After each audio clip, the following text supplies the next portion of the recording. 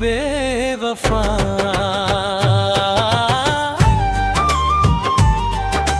थोड़ा नया अंदाज में सजावल भोजपुरी गीत मुखड़ा केहू दुनिया में नहीं खे तोहरा सिवा हो तोरा सिवा। प्यार में नहीं खी गोरी हम बेवफा हो हम बेवफा।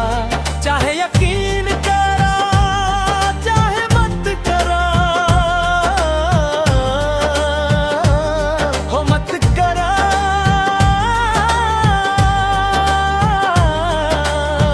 दिल से चाहनी तोहरा के सदा हो सदा।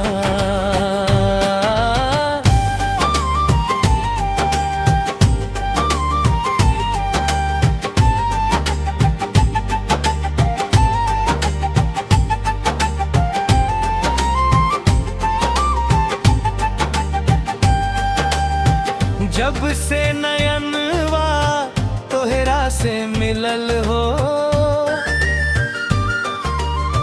सूना जिंदगी में बहार खिलल हो।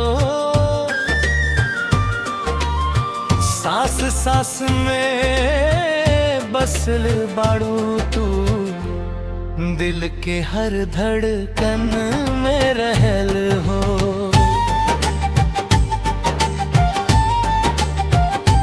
दर्द के बात के हुसैना कहल गई रात भर रो रो के दिन गिनल गई नी। बिना कसूरे मिलल हमके सजा तबो ना कहलू हम तोहरा बेवफा।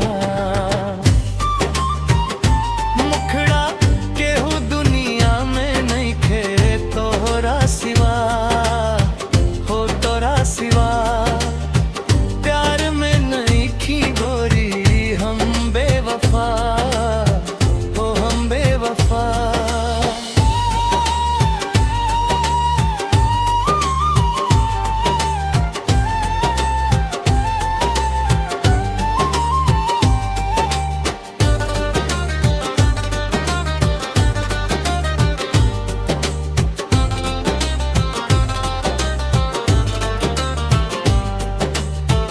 अगर तोहार साथ छूट जाई हो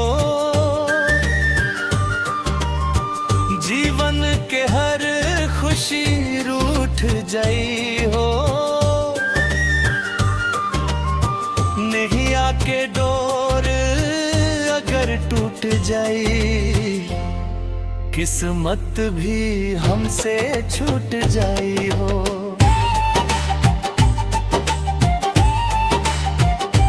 जान से ज्यादा चाहत बानी तोहरा दिल के हर कोना में बसल बाड़ू तू।